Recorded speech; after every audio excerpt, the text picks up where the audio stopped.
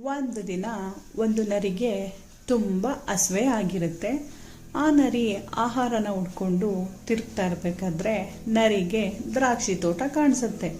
ಆಹಾ, ಎಲ್ಲೂ ನೋಡಿದ್ರು ದ್ರಾಕ್ಷಿನೇ, ಹೇಗಾದ್ರೂ ಮಾಡಿ ಈ ದ್ರಾಕ್ಷಿ ಹಣ್ಣುಗಳನ್ನ ತಿನ್ಬೇಕಲ್ಲ ಅಂತೇಳಿ ನರಿ ಅಂದ್ಕೊಳ್ಳುತ್ತೆ. ನರಿ ಬಾಯಲ್ಲಿ ನೀರು ಸೋರ್ತಾ ಇರುತ್ತೆ, ಮನಸ್ಸಿನೊಳಗಡೆ ಆನಂದ ಆಗ್ತಾ ಇರುತ್ತೆ. ಆದರೆ ದ್ರಾಕ್ಷಿ ಅಷ್ಟು ಸುಲಭವಾಗಿ ನರಿ ಕೈಗೆ ಸಿಗೋ ಥರ ಇರಲಿಲ್ಲ. ಹಾಗಾಗಿ ನರಿ ಹೇಗಾದ್ರೂ ಮಾಡಿ ಈ ದ್ರಾಕ್ಷಿನ ಕಿತ್ಕೊಬೇಕಲ್ಲ ಅಂತೇಳಿ ಎತ್ತರಕ್ಕೆ ಜಿಗಿದು ದ್ರಾಕ್ಷಿನ ಕಿತ್ಕೊಳ್ಳೋಕೆ ನೋಡುತ್ತೆ. ಆದರೆ ದ್ರಾಕ್ಷಿ ನರಿ ಕೈಗೆ ಸಿಗೋದೇ ಇಲ್ಲ.